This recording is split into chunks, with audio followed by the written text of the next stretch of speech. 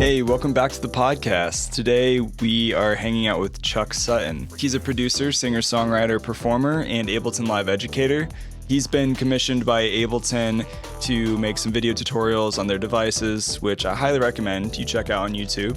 He's also been sponsored by companies like Antares, XLN Audio, Isotope, the list goes on. His single, All or Nothing, premiered on HBO's TV show Insecure. His debut album released in 2019 and had over 6 million streams. In this episode, we talk about a lot of great things about being an artist, what that's like for Chuck. We also talk about him recreating the popular synth, the OP1, using Ableton Live devices, which was pretty intense and pretty cool. I really enjoy Chuck's music. We have a fun conversation about a lot of nerdy stuff with Ableton Live devices and workflows. Before we jump into the episode, check back on Tuesdays for new podcast episodes. And if you'd like to be the first to receive new episodes when they come out, go to liveproducersonline.com/newsletter. I'll send you some emails and other cool stuff. And without wasting any more time, let's jump into this episode with Chuck. I have like a chihuahua outside my window that's just like yapping 24/7. I have to do so many retakes. This little chihuahua, it's just screaming. Yeah. Welcome to the UAD family. I love my Apollo. It's been good to me for the last 7 years or so. Nice. It's an old one, the old silver OG. Yeah.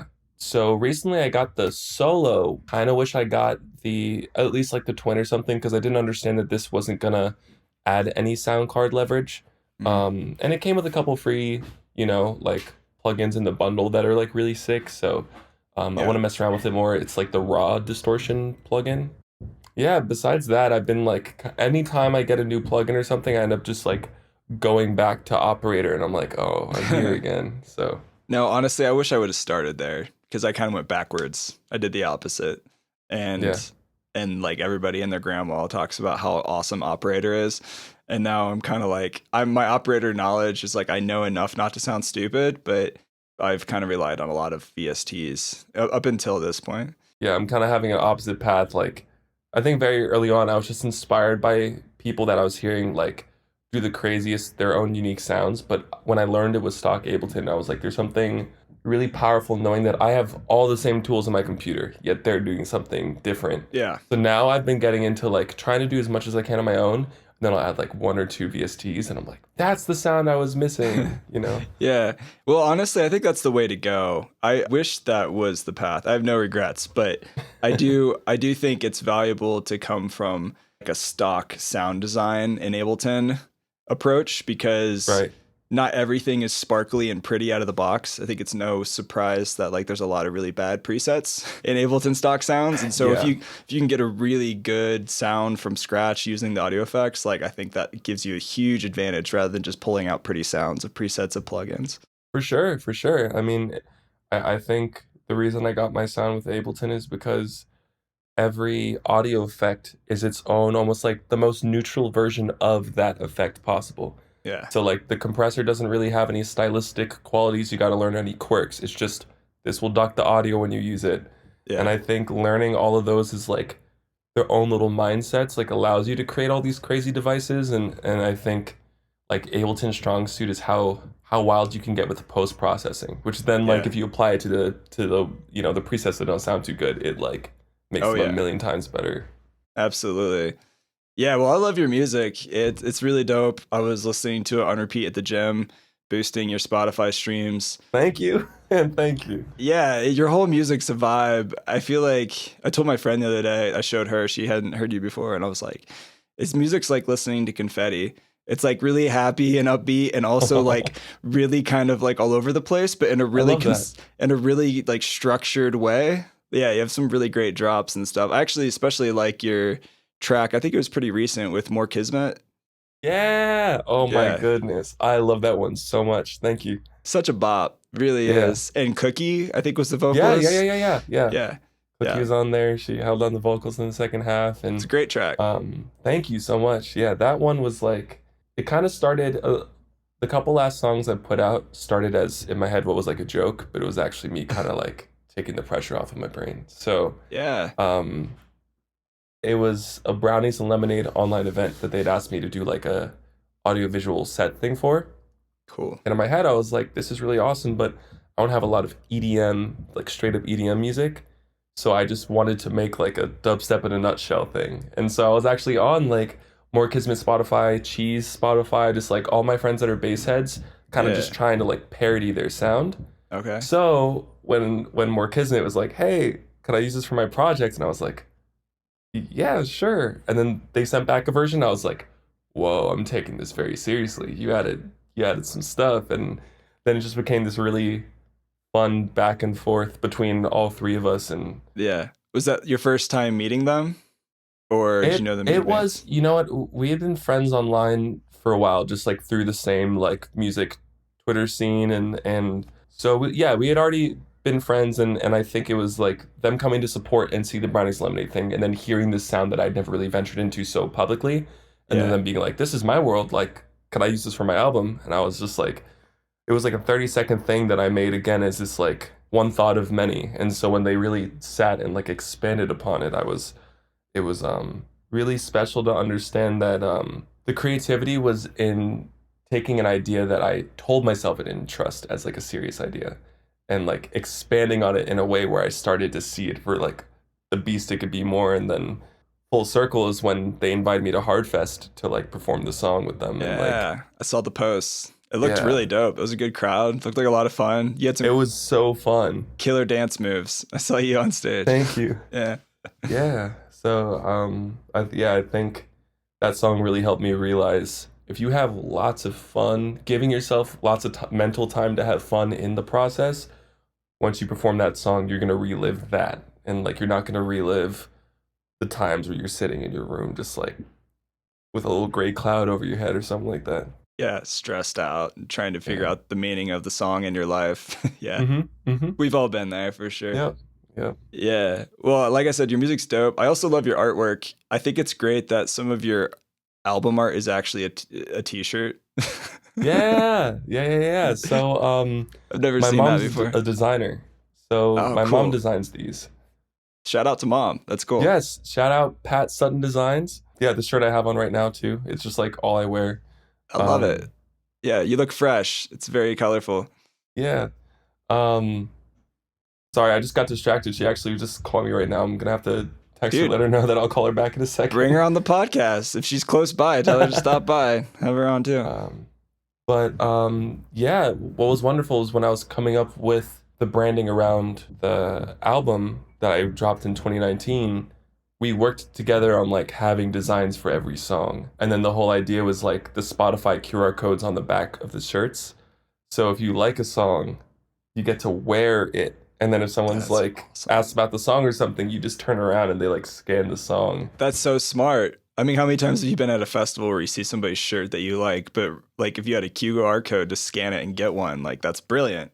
It was fun. And like, you know, it's one of those things where like, as artists, we love implementing context, but I love how much of an icebreaker it is. It's not something that feels like a lore you have to spend time getting into. Like, I remember testing it out. I was on like a Greyhound bus, and there was like, a woman next to me, and I didn't want to be awkward, but I was like, you know what? Like, if this shirt's supposed to have that social thing, I was like, hey, so like, sorry, if, like, don't mean to bother you, but like, do you think you could scan this? And I showed her, and she instantly just like garbage dropped a bit. She's like, oh, that's so cool. Like, I'm gonna, and liked it. And then we just didn't talk the rest of the bus ride, and it was like perfect. It was like, it gave a little bit of a whoa without it being like, so this is what my music's about, and like It was just nice, and I think those moments are special. I think shamelessly plugging yourself as an artist, for me anyway, has been awkward at times. Yeah. I guess it's like a cool way to really do it without being like, check out my shit, you know? Of course. Yeah. I feel like the ideas that I appreciate shamelessly plug themselves. So instead of me being like, yo, so I'm an artist and I had this merch idea, that's already like lost me. But if you're just like, yo, scan this, and it like sells itself, it's like, right. Yeah, that's a cool. It's you're creating an experience at that point for people, which I think everybody wants. Of course. Yeah. Even when I like Shazam a song, I noticed recently, the song told you that you wanted to know more about it. It wasn't like a check this out mentality. It's like, I love when I'm walking on the street and a car goes past and I'm like trying to get the app out before it leaves, you know? So, yeah. Yeah. I was listening to Mark Zuckerberg talk about that on a podcast the other day about like Really? the future of scanning and like how your phones, like from the time you see something to pull your phone out of your pocket to take a picture can take anywhere from like 5 to 10 seconds. And sometimes it's too late by then. But Yeah. like they're really working hard on the whole glasses, like the Google Glass idea, but like on steroids, where Yeah. everything will just be so instant. That's going to be a weird world. I think when people like that and companies like that focus on the most concentrated pros, they always love to ignore the concentrated cons and just wait for them to happen. They know they're Yeah. going to happen. Yeah.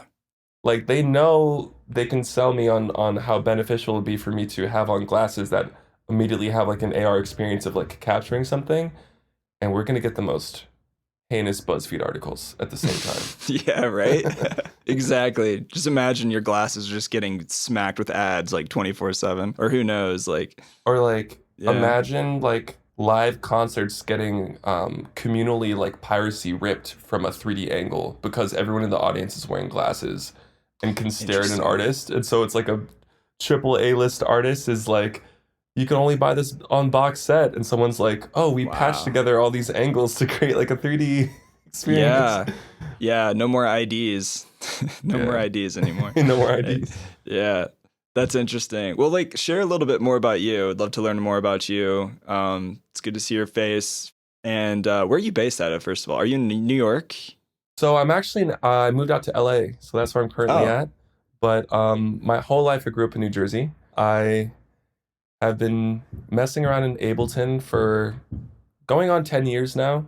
I was definitely one of those kids who like quickly fell in love with figuring out how things worked. So, you know, as much as I was looking up music back in the day, it was like my favorite hobbies too were like how do I make lightsabers in After Effects, or like how do I dance to dubstep and stuff like that, and like what are these things. And so Yes. music just kind of happened to be the passion where the more I invested myself in the process, the more I could impact other people, less from this like spectacle place that the other things are. Because like if I spend my whole life doing I absolutely love visual effects, but there's Me too. something really communal about music that I think really like intrinsically like speaks to me. You know, it's like, yeah, Yeah, it's a universal language, right? I mean, everybody totally, has that song that can change their entire day. totally. It's true. You could be in the worst mood, and then it's just rainbows and butterflies when that song comes on the Mm-hmm. radio. Yeah, it's a Yeah, powerful thing. So, do you have a background in like music theory or jazz? Because I can definitely hear it in your music. Like you have a jazzy vibe undertone to a lot of your totally, tracks. totally. I don't have a music theory background. I started actively listening to music through dubstep. And what dubstep Cool. brought me to was the like combination of EDM and like the trap scene. So like I Mm. remember downloading the All Trap Music Volume 1 and hearing like Lunis and Hudson Mohawk and Flostradamus for the first time. Yeah, he was just on the podcast. Oh, really? Yeah, Floss. He like 3 episodes ago. Kurt, super nice guy. Nice, I love nice. him. That's what's up. Yeah, so, you know, it was I think it's like I learned my sense of compositional intricacy from the electronic music I first started listening to. And as I kept staying on SoundCloud, that's when like we get to like the selection era where these concepts are being fused with R&B and hip hop, and just like pretty much the wonderful world of black pop was merging with the left field of electronic music. And I think hearing those genres together is where I started getting my sense of like feeling new feelings, not just sonically, but now melodically. And I think that's where I've been interested in like chord progressions and figuring out like certain patterns there. So I think it was just through the fact that I wasn't really growing up heavily listening to a lot of popular music. I got into it through this niche of a genre that isn't really alive in the same way anymore. Like I would say, you know, someone fell in love with soul in the 80s. They can still fall in love with soul in the same way now, but dubstep was this visceral thing where like me and my friends are into genres that go stale in like 2 years or find their own niche at a festival or something like that. And I have Yeah. respect for all of them, but it's like over time I've started listening to Thriller, Fleetwood Mac, Yeah. Earth, Wind and Fire more. Like I used to listen to that as a kid, but just like in the way you're talking about going backwards with plugins, I've gone backwards with like getting into the most niche electronic music where it's all like heady and sonic, and now I've been listening to like, more common music. Yeah. I have actually kind of a similar story. Like 2009 probably is when I first listened to dubstep and I was like, what is this crazy transformer monster noise coming out of these Yeah. speakers? And I was like at a Christian school at the time and I was just blasting dubstep in the parking lot, probably offending everybody around me. Right, It was right. awesome. It was great. It was like a beautiful rebellion in itself. It was. For me, it was when one of my friends, Nick, back in seventh grade, after being on the school bus, literally just asked me if I knew what dubstep was. I said no, and it was that same moment of like I'm feeling, but I don't understand what I'm hearing. Yeah. It just so happened that a lot of the tutorials for how to do this thing were getting me into a world of music production that like I didn't know. I'd use GarageBand, but that's all I knew. So I didn't know Ableton was a music making program. I just remember looking up how to chop vocals like Skrillex, and there was only one video on all of YouTube, and it's still up there by this YouTuber Art FX, and it is from like 10 years ago now. So I just I have to downloaded look this Ableton, up. and I would just keep like if I got bored throughout the day, like a little hobby, I would open up like an acapella and just slice it to MIDI because that's what the tutorial teaches you how to do. It's the function where you can like highlight audio and you hit slice to MIDI and it puts it all in the drum rack. But Yeah. I didn't, it took me so long. Like it took me until I noticed the grand piano preset to understand, oh, this is like a music making program. Like I had no clue. So it kind of started there. What version was that? Do you remember? 8. Okay. Yeah, I got in at 8. Yeah, Okay. same. Awesome. Awesome. Yeah. And like, I guess I do also have to attest me dancing to dubstep before producing was also, I think, influential in it all because when you're learning to do all the crazy little like movements, you're kind of always listening out for the details and like expressing them through your body. Yeah. So when I got into trying to make music, I was also really focused on my love for those nuances. And I think that's something I try to keep in my sound now. Yeah. Well, it shows. I mean, your music's very expressive. It's a vibe. Anybody out there who's listening to the podcast who hasn't listened to your music, go give it a bump. Hey, thank you. Yeah. So, you've posted a lot of good tutorials as well. Speaking of tutorials, on YouTube, and I think that's probably a big start, wasn't it, as far as like a following for you and doing a lot of tutorial stuff? Definitely. Definitely. And that started really organically. I think it was 2014 I got invited to my first Skype group chat. I'd never been in Skype where it wasn't people I knew in real life. Yeah, I remember And Skype. yeah, like Is it still around? Do people still Skype? I think it's all been moved to Discord now. But Yeah, probably. but yeah, before we had Discord, it was Skype days for sure. Good old days. What I loved is I figured out about these processes I didn't know about, and then I go into the Skype group, and it's with a lot of artists that are like still around, or maybe they've changed their alias, but they're still making crazy music. Like my friend Charlie had a project called Doomoo, released some stuff through like Monster Cat. My homie, who used to go by Stereo Cube, now goes by Gemi, Gemi, makes the craziest like UK garage kind of stuff, but with that Nice. SoundCloud level of care. And my friend Alexander Panos, who used to go by Babacon, makes like he kind of was one of the first people I talked to that knew how to do all that like neuro stuff in FL. So my personal days of fun were like hopping on my computer and Skyping friends who all had different strengths that we were all mesmerized by, and we just loved talking and explaining it to multiple people. And so I think when I started doing that online, that was like something I was already passionately exercising in my like daily day-to-day life, was because once you hear something that inspires you, that's cool. But also if you reinforce being able to articulate what you're excited about, it keeps building that pathway in your brain kind of thing.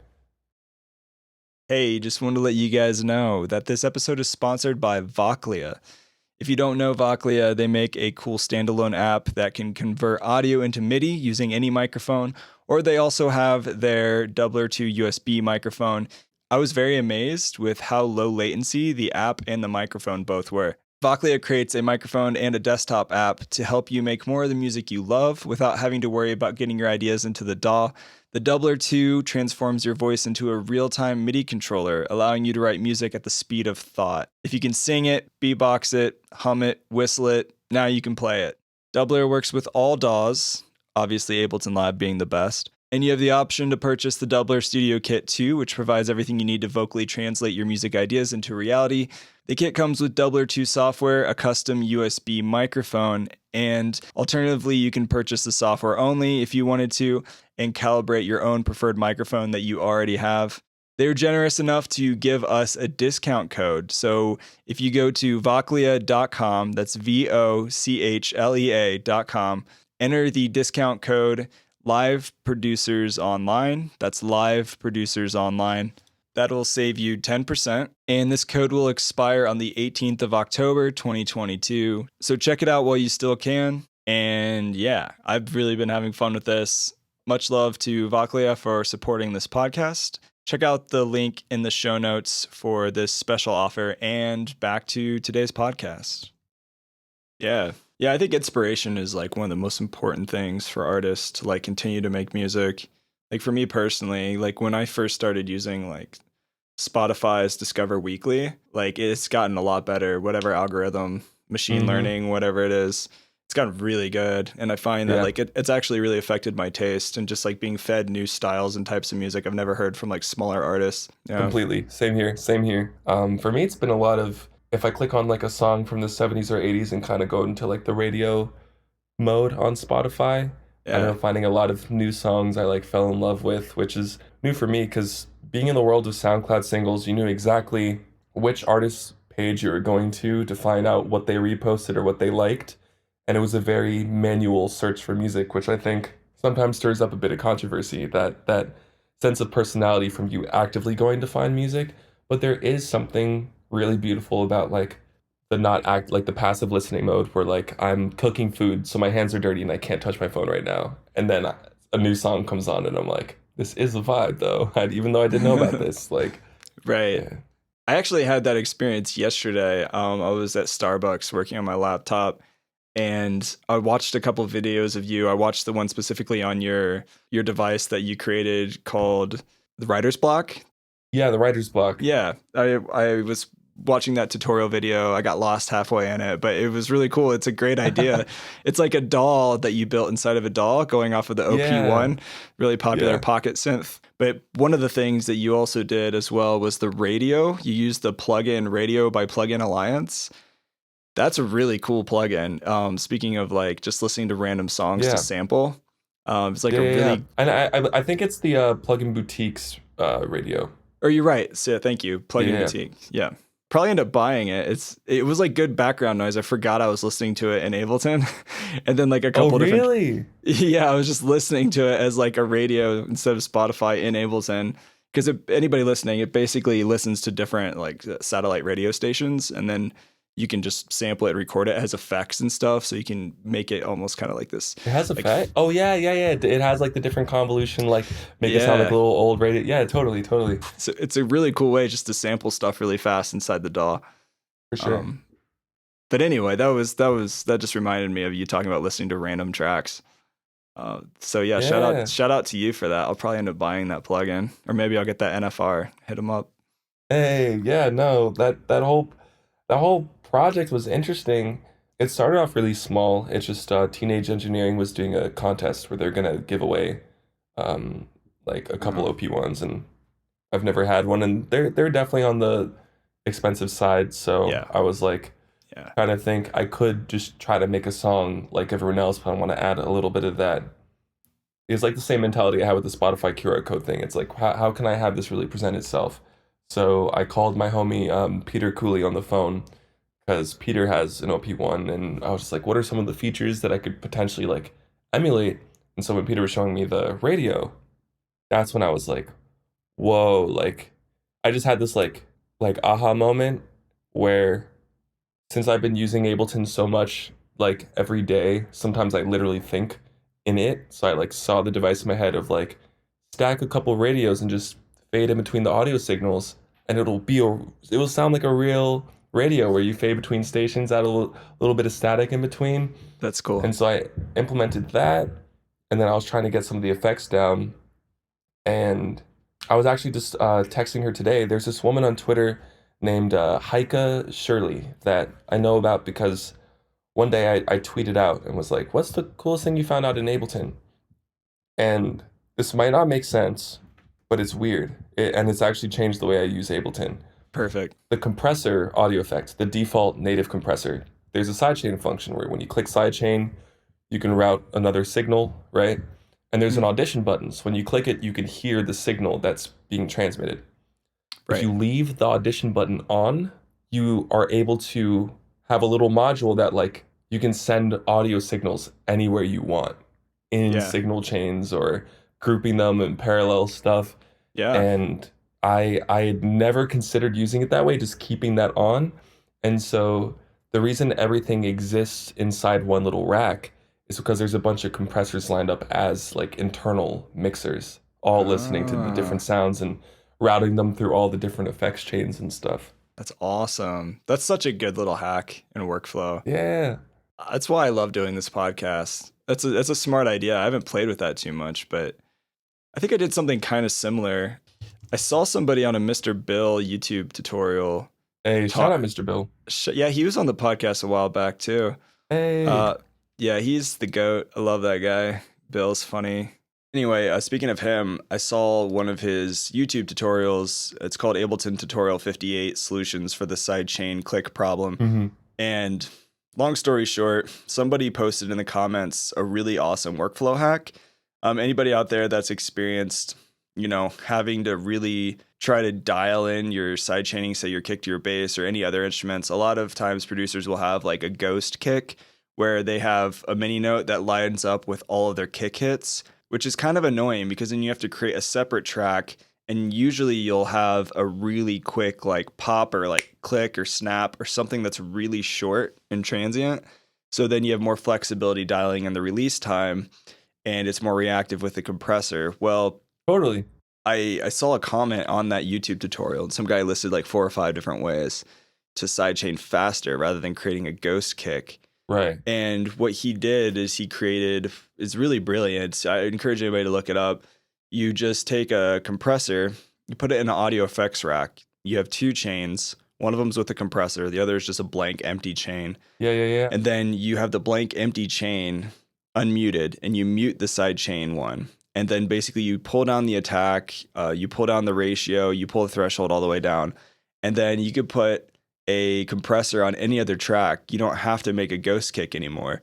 You can just place that audio effects rack with those 2 chains on the kick drum and then sidechain directly to that. And you turn on the EQ on that sidechain compressor. And so you're only listening to the very top of the kick, just that little tapping sound. So it's really short and transient. Yeah. But I don't know. I just thought that was like a cool, faster workflow hack of just being able to make that little audio effects rack, save it. Any new project, you can just throw that on the kick drum and it'll work as if you had to create a sidechain ghost kick. So no more of that for me. I'm very, very happy about that workflow hack. In fact, you know what? I'll just share a YouTube tutorial. I'm going to do that. I'm going to post it in my Discord server. So anybody who wants to join that, liveproducersonline.com/Discord, and I'll post it in the general channel. But yeah, it's probably better to make a video than explain it on here. Totally. Cool. No, but that's awesome. That is pretty much like that whole audio like routing. It's almost like creating little telephones in Ableton, where like different signals get to move and flow in ways that feel wireless in a sense. That's really sick. One thing that like has blown my mind recently is I was on the phone with one of my friends. Shout out Sabroi, Sabroi. Okay. An absolutely nuts producer, makes Max for Live stuff, has a lot of great devices. We were on a phone call recently and he told me about how like it's easier in Pro Tools to set up a feedback loop than in Ableton. And then I thought about the compressor thing. And then like 5 minutes later, we had this like crazy feedback loop going. I think I'm going to make a video on it soon. Yeah. But yeah, you can use that compressor thing to create feedback loops in a way that I don't think you're supposed to, but it sounds incredible. That's awesome. Yeah, I love doing that, like creating feedback loops with echo. That's like one of my favorite Totally. sounds for like a riser or something. Just crank up the Yeah, yeah, feedback and just let it keep going. yeah. Yeah, Yeah. good stuff, man. Yeah, that would be a good video. I think people would be into that. Yeah, yeah, yeah. I could show you like after the main recording or something and do it a little more Sure. concisely later for the internet, but yeah, it's neat.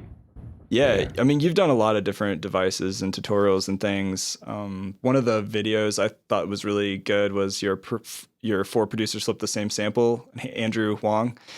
That was a great Yeah. video. You did like a quick deep dive on how you took a sample and used it for like most of the project. It was really good stuff. Thank you. Thank you. That was crazy. That was I want to say like a month into lockdown that happened. Okay. Um, and that was interesting because like the day COVID was starting to hit the US, I was walking around a densely packed New York. So I'm very fortunate I didn't get it at that time. Yeah. But what was interesting is Andrew we've been talking about doing that episode for a while. What's funny too is around that same time he had emailed me saying like, "Hey, I'm doing this music video and I want to like fly you out to Canada so we can like work on stuff and then like you could be in this video." And then when lockdown unexpectedly happened, he was just like, "Oh, so we can't do the video anymore. Can you just like send me your face from different angles so we can like 3D scan you into this music video?" And I was like, "Oh, okay." So if you look at his music video for Sparkle Mountain, I am a shirtless 3D wizard in his video, and that was crazy. But it was like a month after that Amazing. we ended up getting the four producers out there, which I thought was nice. The shirtless 3D wizard. Yep. That's wow, what a legacy. It's Shout out amazing. to Andrew. He's super sweet. His sense of community for the type of platform he has, the sense of community he has is really important. Yeah. And also his flip device is really sick too. I think I'm not familiar with those, his flip devices. it's like his app for creating beats on your phone and stuff like that. Oh, okay. And what's kind of interesting about it now, like I'm thinking about this for the first time, but a lot of Andrew's like virality comes from him doing those awesome videos where he's like sampled different like flicking a Yeah. glass and making a beat out of it, and you see all of them in an interesting sense. Like the way you use the phone is almost emulating that. Like it comes with packs. Like I made a sample pack for the app, and there's a couple other homies on there. I can't remember all of them. I know there's like a Killer Ego pack, and she's crazy with sound design. But yeah, it's a neat little thing. It does have a MIDI piano roll, and it has like a sense of like automation and almost like SP404 effects built in.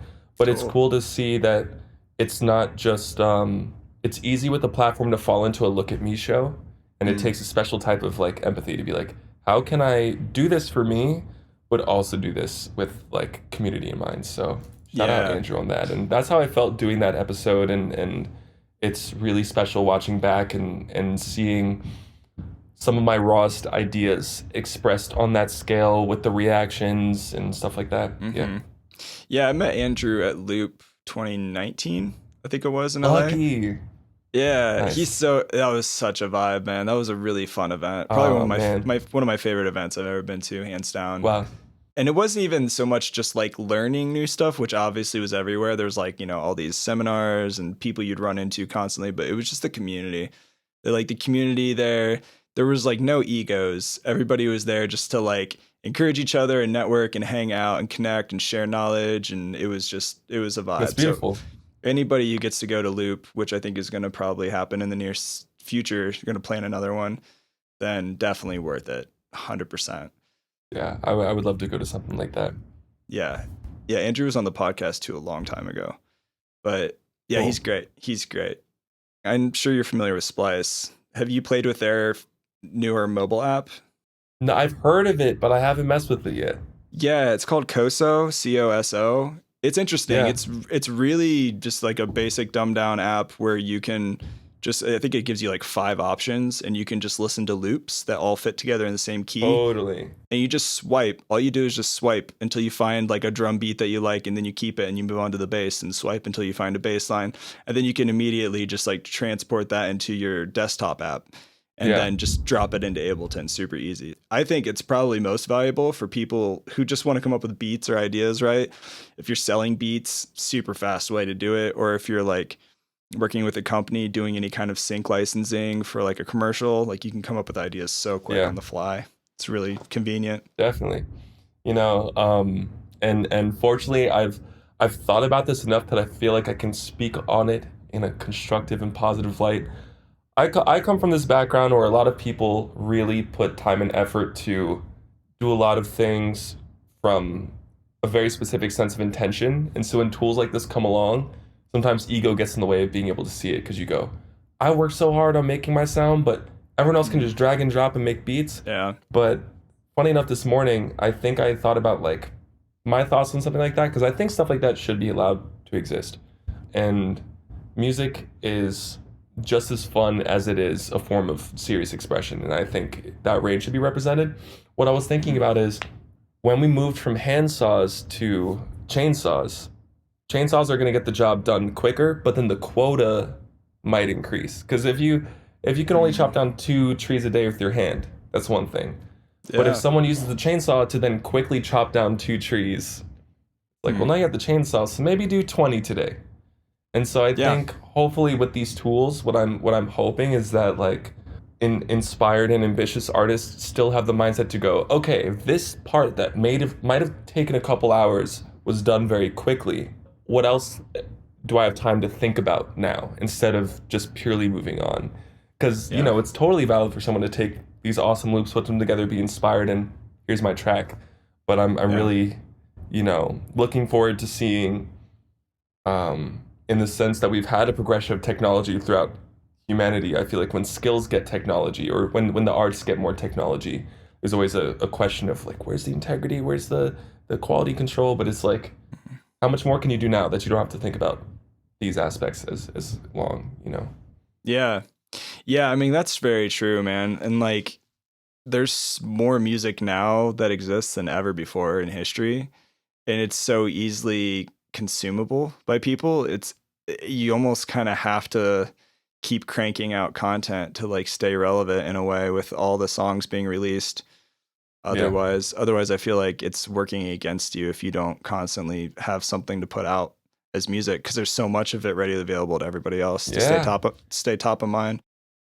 Yeah, definitely. I'm glad you say that. I think I've spent a lot of time thinking about that, because in the last 2 years, I think I've only put out 3 personal singles and then like 2 collabs. I want to say 2020, I put out 2 singles and a remix. No, sorry. I put out 2 singles in 2020. I put out a remix in 2021 and ended the year on a single. And I've been silent ever since. And so I think the conversation of consistency has freaked me out for a while because of that. Because I was like, am I overthinking it? Am I taking too long to find myself? But yeah, it's been good kind of embracing that as fact, and also embracing, I've been experiencing recently in my own life the benefits of all the things I've been working on in silence. So maybe it hasn't been cranking out music to stay up with the quota of social media, but it's been creating some really crazy workflows in Ableton that allow me to be more expressive when I'm working on music, still have the sonic intricacy of when I sit there automating for hours, but it happens immediately. Focusing on how do I create songs as an experimental producer that I'm able to keep emulating a pop structure to connect with more people while still having these ideas in there, which some people look at it as like 2 roads, and it's like trying to merge them. Creating instruments in Ableton where I can also play them live during the show and stuff like that. You know, like shout out Anomaly. For sure. Taking that to the absolute next level, you know? Yeah, right. He's a beast. But yeah, so it's been interesting considering, because what you said is true. It's like everything's going like this, so it's a matter of getting your face out there and being consistent in front of people. And I think I think for me it's been a balance of intention and trusting that I'm considering other perspectives while working on my own. Because I think hopefully the next time I come back with something, I'll be more consistent because I've been working on these workflows, but also be something that brings hopefully something to the table that people will more find joy coming back to that exact thing than just like moving on as an experience. Yeah. 100%, man. I think like in some ways music is almost kind of like training for the Olympics or as an athlete, because I mean, like you were saying, doing the work and putting in the time and the training, so to speak, of like saving all these instruments, creating your own racks, doing all this prep so that when you're ready for that final race or creating the song or whatever you want to call it, like you're ready for it. And then it's just faster, it's smoother, you're better at it, like you have all the tools needed to succeed. So yeah, I think with that prep and all that, preliminary work outside of just releasing music is so important. Yeah. In my experience as well. You posted something on Instagram that I actually wrote down and saved. Maybe I'll turn it into a plaque or something, put it on my wall. It was really good. It was like, I think it was a quote you shared. It was on IG. Said an authentic path may take longer, but the moves and impact are legendary. And I was like, damn, that's really good. That's kind of what we were just talking about a little bit. It was like, being authentic to yourself, giving yourself the necessary time to create, even if it takes longer, like being authentic in that process and like being able to fully express what you're feeling and who you are. It's really important. So yeah, definitely. I feel like I've been making weirder, more like ADD random music than I ever have, but like I'm giving myself permission to do that now that I didn't before. That's good.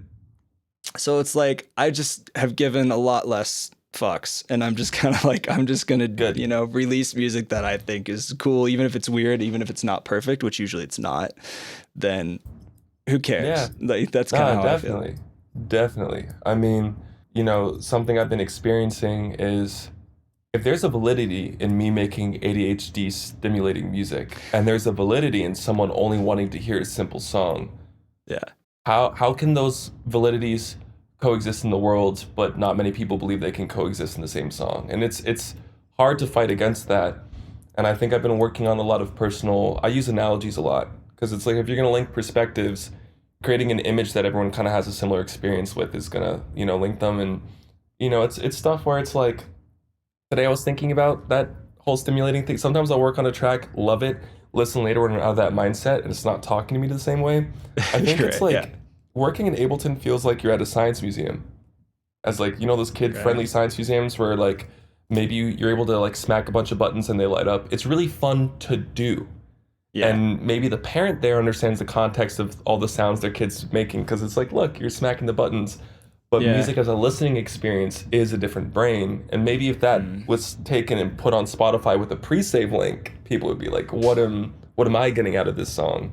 And both are valid worlds. So it's like, how do I focus on music in a way where at the end of the day, I get to go up there and smack buttons and overstimulate my brain, but with the sounds that give people little bit of space to breathe and to imagine themselves in the song. And like, I think sometimes you just gotta let it rip and not care about that stuff at all. Because once you get out of your system, you can even mold it into something that'll work for people outside of your brain. But sometimes you just gotta like throw saturator on the master, throw 10 OTTs, throw reverb on the master, export it, send it to your grandma, and see what kind of emojis you get back, Right, exactly. That's well said.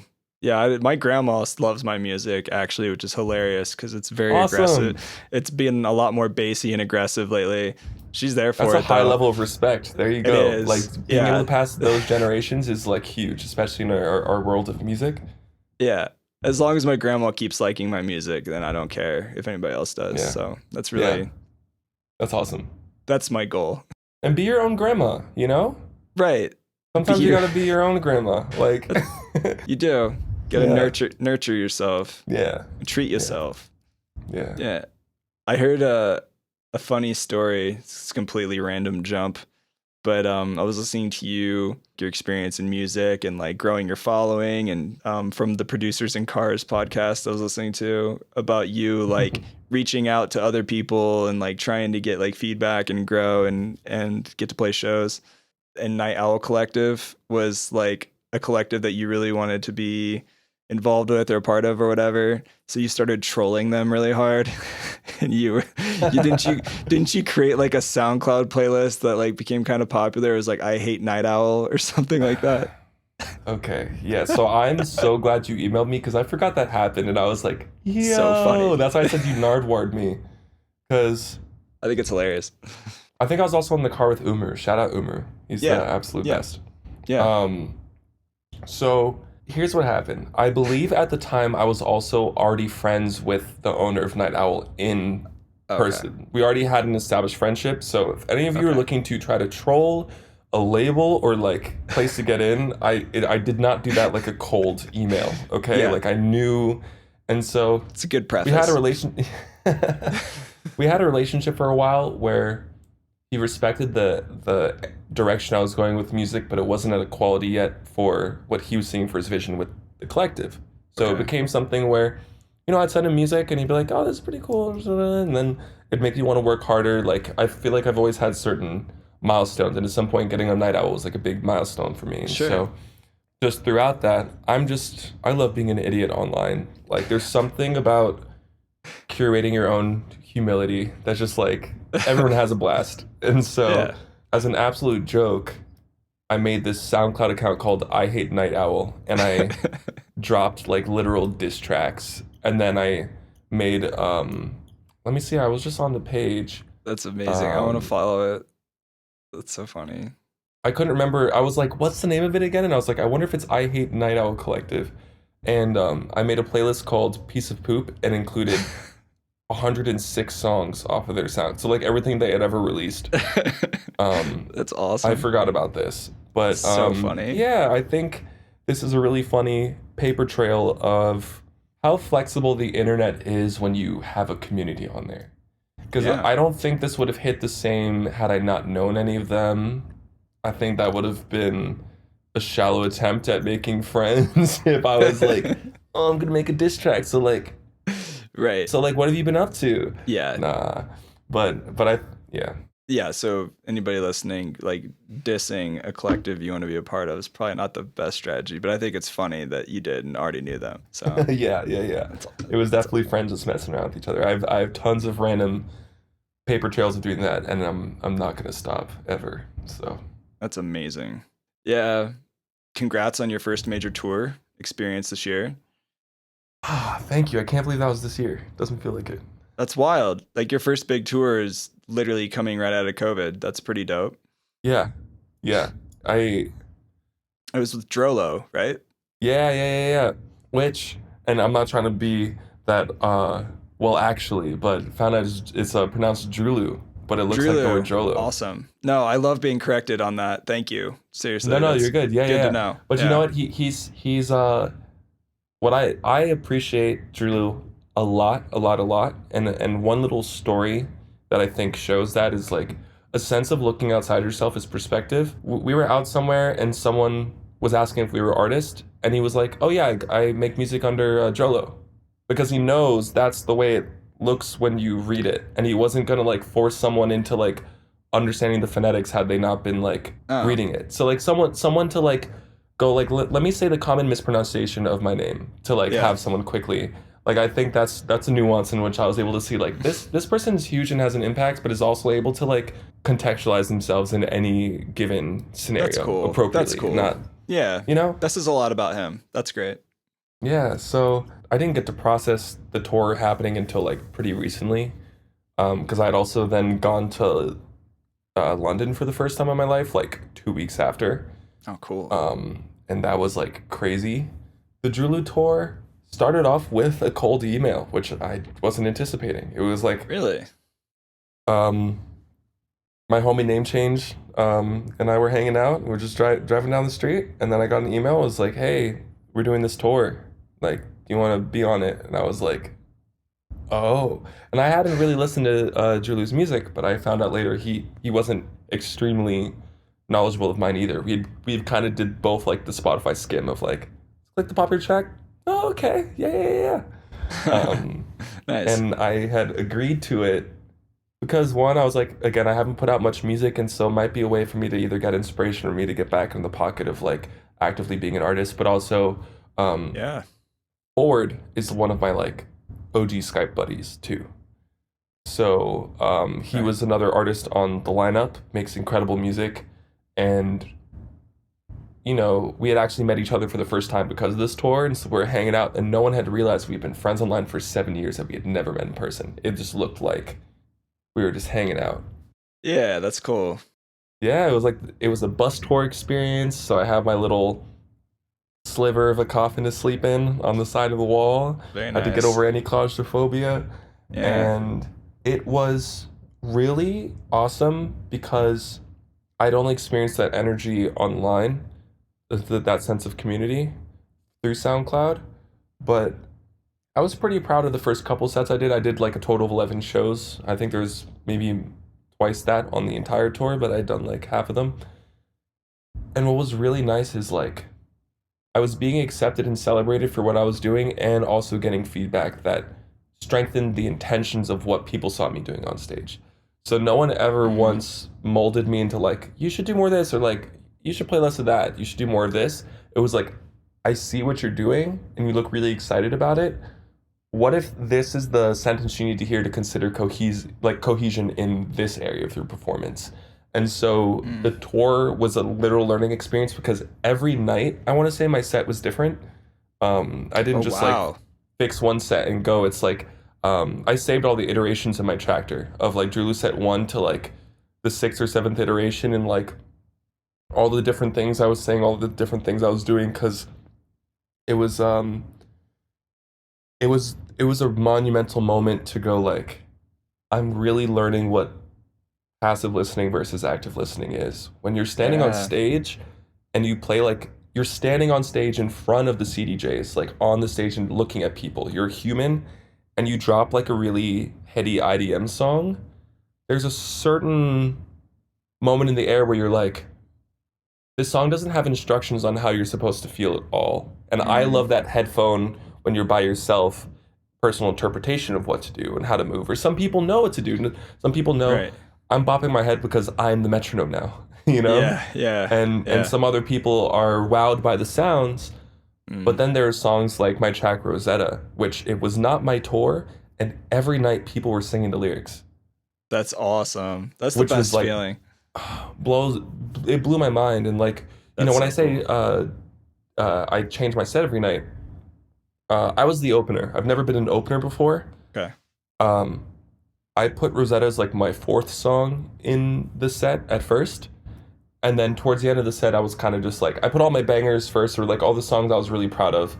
And then towards the end, I was kind of just freestyling. And then I looked up and I was like, oh, more people walked in towards the end. So in a weird way, I'm used to kind of just having a set where all my friends are there so I could do whatever. This time I'm the opener, so I have to somehow keep the like 30 people in here interested if they don't know me.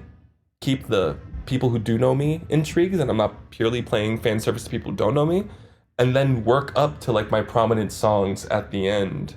Yeah. And so like I would always kind of close out with Rosetta. Like I figured that out like 3 or 4 times in, and like, yeah, just really when you're on stage is when you figure out how people move to music and what responses you want to get. So I'm very proud of all the music I've put out, but suddenly I didn't feel as comfortable playing all of that different types of music, because I noticed it was becoming more of a spectacle than we're in a room together. And that's been definitely influencing my music now. It's like, how can I keep that, the ADHD, like powerfulness of SoundCloud, but like make sure I make moments where like, you know, that's honestly the best way, and sometimes the most vulnerable and discouraging way to get feedback is at a live show on a new track that you drop or something, where you're just exposed and you're like, oh, this part needed some work, you know, or of course, you know, and you sometimes you don't find that out until it's live in front of everybody, but that's okay. Like I find, like, honestly, I've been at shows where I love the artists, I love their music, and maybe it just, the mix was absolute garbage, or like in one part it just wasn't good, but he's having so much fun that everybody else feeds off that energy. Like that's a real thing too, you know, like all context. It is like, if you're having a good time, you're jumping up and down, you're like vibing, other people are going to as well a lot of times. Yeah. I mean, a huge thing too is like music is just cause and effect, and I think we all have our senses of good and bad. So there's times where I intentionally played music that was so wonky, you don't know where you're supposed to stand, but I wanted that moment. And then maybe what I was learning is there's moments where I wanted to see people in their own minds or dancing or looking at their friends, and my music was not ever catering to that. And the general consensus of that is simpler music, more accessible for these reasons. And then SoundCloud producers go, that's not my home. That's not what makes me feel good. But it's like there's some way to make them talk, you know? Yeah. I think it's really interesting you like change up your set every show. Like that's rare. I don't hear that very often unless you're like Mark Ribier or something who just makes half it up every time anyway. Yeah, it was just like, rearranging things, playing with the flow, adding a new songs, or if I was starting to like, I was really excited. So almost because of that level of work a lot of like bedroom producers put in, it also didn't feel natural for me to not have like a synced up light and visual show, and for me to just like be in this experience where I get to sit on a bus all day and experience new places, and then I go and just play the same mix. Yeah. I felt like that would be doing a disservice somewhere. And so it's really cool knowing that I got a different experience every time. Everyone who saw me on tour probably has different stories now. Yeah. I was also doing some like live edits here and there. I wish I had looked up once because someone was wearing one of my mom's shirts in the crowd. I saw that. I saw you posted that. Yeah. And for some reason, I didn't think to play the song. I should have played the song they were wearing. I was so mad at myself when I came off stage. I was like, that's funny. I should have like low passed it, shouted them out like it was like the romantic part of like an 80s prom night at like a high school. Yeah. And just like faded in the song, So like he would have loved anytime, a little bit of a spoiler, but I definitely want to, for my next project, do a reiteration of this whole shirt thing and kind of expand upon it. So I think maybe what I'll include is if someone's wearing one of the shirts, they get to that's how you get to DJ request during one of my songs, or one of my sets. Is like if you're wearing the shirt. Dangerous. That could be dangerous if you play a hometown show and then you have like 60 people with shirts show up. And I'm like, y'all supported me, so y'all get to choose the playlist tonight. Everybody. So we're gonna play a 4-hour set instead because we're gonna play every song everybody wants. Yep. That's funny. Yeah, that's wild. So what was your process as far as performing? You mentioned Tractor. Were you using Tractor? Yeah, so it was a combination of Tractor and Ableton. So, which I learned I was doing it the dumb way for a while, and it bit me in the butt one night. The dumb way is, now this isn't a bad program. This is one of my favorite programs, Loopback, the program that allows you to create different audio, interfaces. Yeah. So I love Loopback. For any of you listening that don't have Loopback, it's a Mac OS application. There's other things for PC you can use, but because I can create different audio devices, I can like record straight from Google Chrome into my computer, or I can into Ableton, or I can when I like to do a lot of screen recordings of QuickTime, and you can make a device that allows it to listen to Ableton instead of having to record them separately. So I had this idea where I was like, okay, I want to DJ and Tractor and still hear it through the cue monitoring, and then for Ableton, all I did is I had a couple of moments where I wanted to do not a live performance with session view, because I have no clue how to use session view at all. That's like a foreign world to me. It's purely, I was kind of using it in like a bedroom arrangement view kind of thing where I just had a file open and I knew, okay, I've mapped these knobs to these tracks and I've set these vocal chops up to this parts of the keyboard. So a really fun idea I had is like, I've been listening to a lot of like soul and R&B music, but I'm playing an EDM crowd. So what if I just do live edits where I chop a soul track live into an EDM context? Just make a quick and easy trap beat, which honestly, snares like this is why I would like that Splice app. You know what I mean? Oh, yeah. It's like me going, okay, I'm going to do a live edit of a song in front of people where I get to chop up something I love. There's so much there. Yeah. I can spend 5 minutes grabbing a trap beat off of Splice if I wanted to. Yeah. And then there's more context on top of that, which obviously I had to make the beat myself because, ego. Purist. But honestly, now that I'm thinking about it, that could definitely be the wave. But where I say I messed up is because routing it all through Loopback actually introduced some latency that was pretty unpredictable based on like how I unplugged and plugged things into my computer and didn't shut it off again. So there was one night I started my set and there was like, you set Ableton or like any of your DAWs to like 2048 buffer size and you tap a note and it's like if you clap and you hear it like 2 seconds later and you're like, that's the worst. This is unbearable. So I can't do it. My Tractor and my Ableton were both like so delayed that I was pretty much in the pocket the whole night. I was like doing all of my cues early Oh man, that like sounds like a against nightmare. the groove of it. That'd be so hard. But fortunately, I'd done those parts so much that I like knew, and it was something where I would like the audience to know I was doing it. But I would, instead of always fading into my headphones, I would fade the song into the space and just tap the cue point of the next song just to feel it out, so that when we started, I would go now, and then it would like change. Oh man, that sounds awful. Yeah. That sounds like But fortunately, there's a way in UAD's console to route both signals into the mix there, and then I got zero latency. Yeah. I should add that part if someone's like, I've experienced that too. I think Yes. it's in console in the cue outputs you can change the source from HP to mix, and that's important because I still wanted to be able to hear the cue of tractors separate from everyone else. So yeah, that's because what happened. you had like your own in-ear setup or something, or you were routing it as a separate output.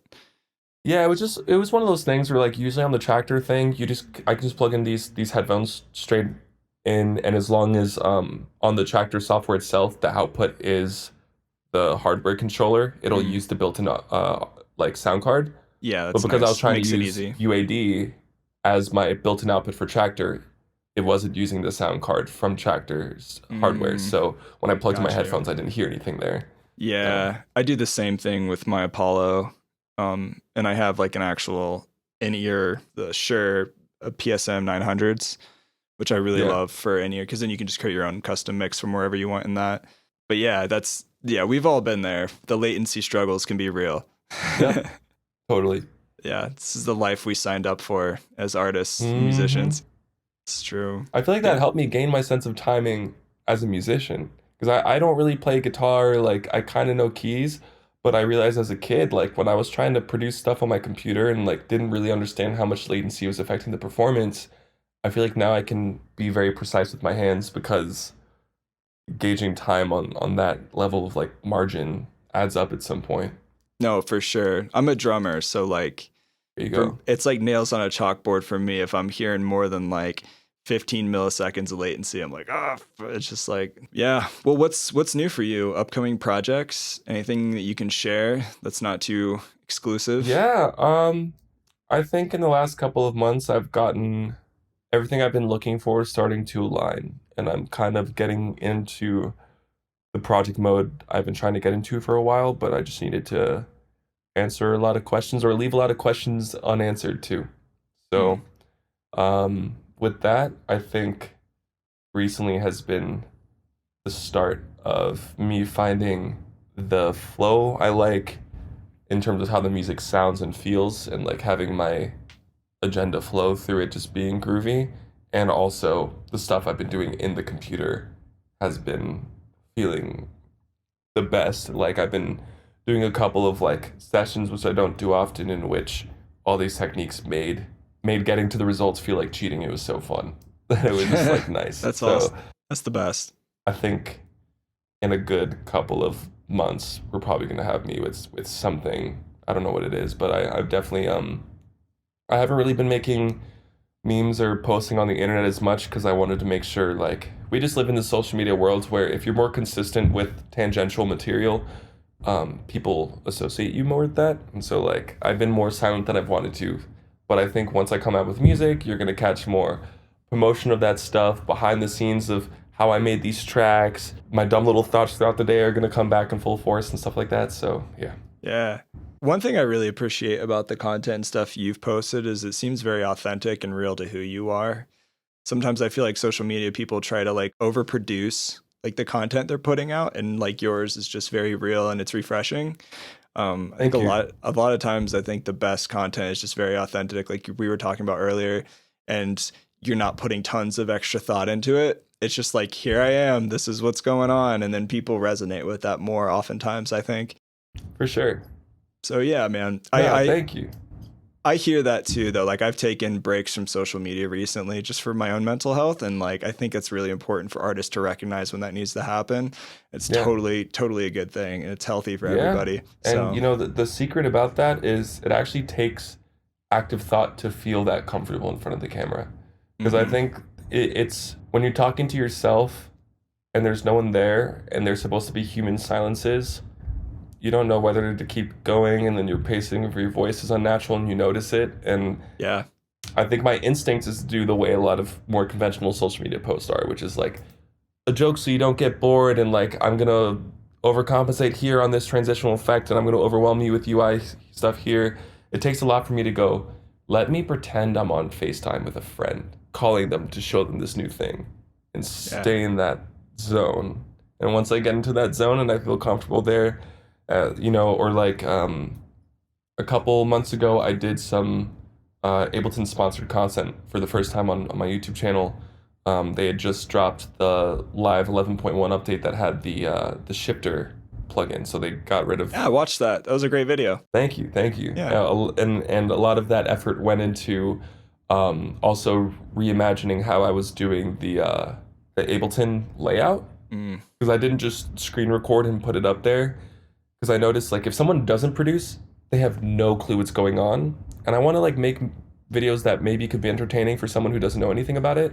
And then up and coming producers, they might not know where my eyes are looking, because we always assume like if I open up frequency shifter and I go to the coarse knob, maybe someone's like staring, still waiting to see what like effect I dragged, and then it's like, wait, what was that? So finding the way to like cut out all the devices, put it on the wall, and then like darken the entire plugin and only have a window of light like moving across the screen to show where my eyes are going was like a really fun process to also make it. There's a lot going on behind the scenes with that. It was a little complicated at first and became its own workflow, but I think it resulted in the same ease as just looking like I was just hanging out, just like these are these things and this does that.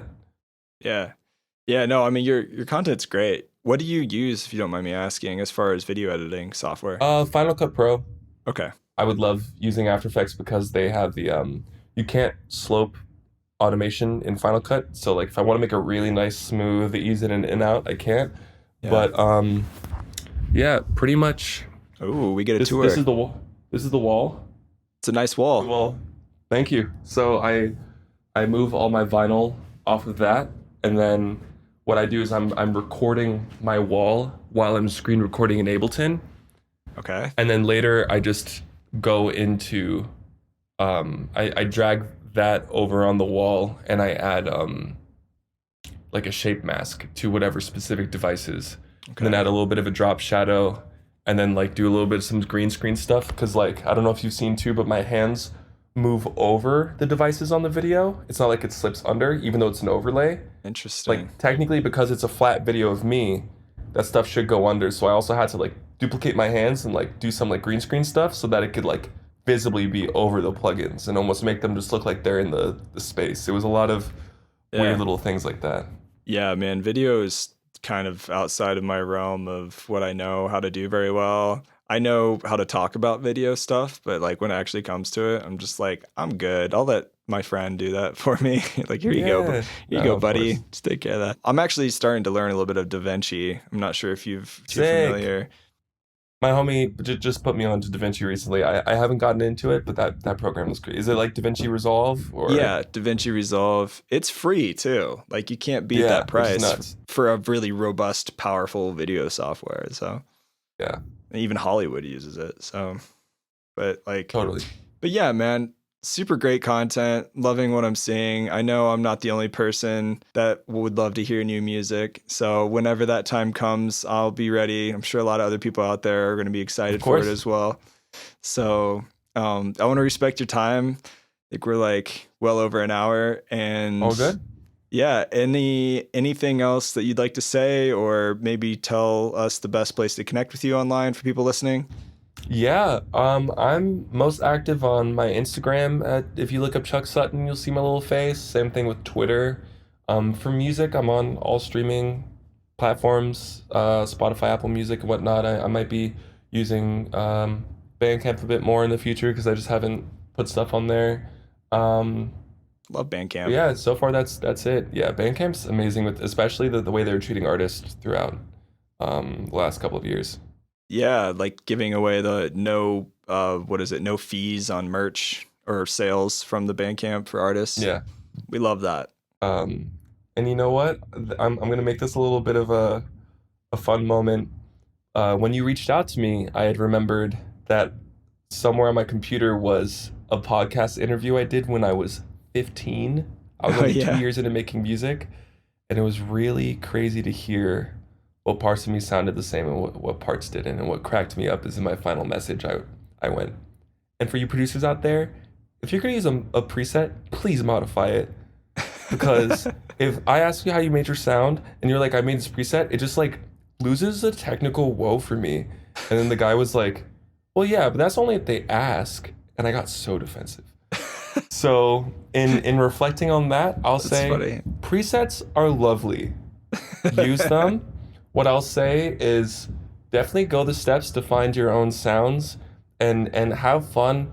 Sometimes I yell funny things into my laptop mic and then like start stretching them, reversing them. You can pretty much like, once you understand the basics, you're able to turn any sound into as close to anything you want. Yeah. And then presets are a great way to, like, when you need a sound to be fuller, having these interesting, already ready to go textures are just gonna like support it. So yeah, I've grown.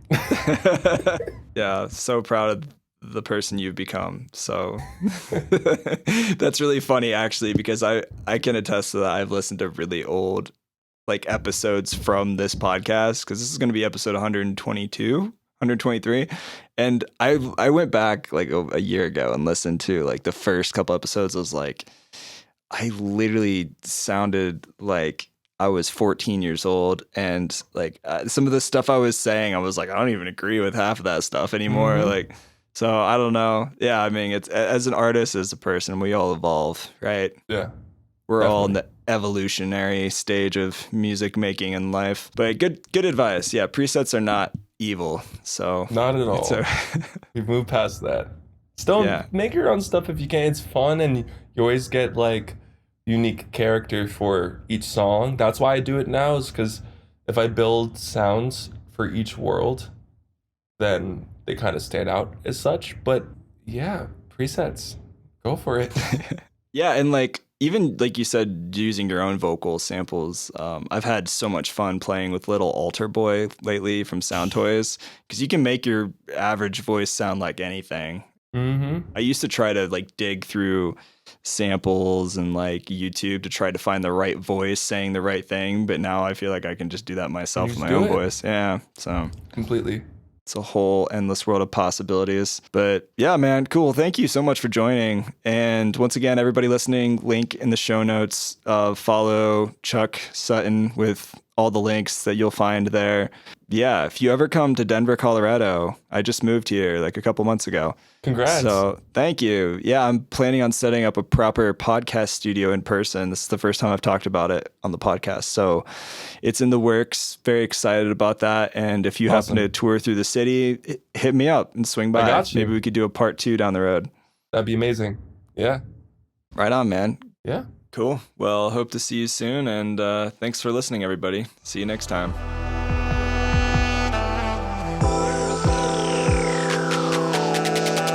Big thanks to Chuck for joining the podcast. Make sure you follow him with the links in the show notes. Also, if you wanted to join the Discord community, hang out with me and some other producers, talk about nerdy music stuff, go to liveproducersonline.com/Discord. Also, if you want to join the newsletter, be the first to get new episodes when they come out and other cool content and stuff, I will do my best not to spam you, and I'll send you updates and emails once every week or every other week. Just keeping you in the loop with what's going on and stuff. So yeah, join that. Would love to connect with you there as well. Go to liveproducersonline.com/newsletter. Check back on Tuesdays for new episodes, and I'll see you next time. Later.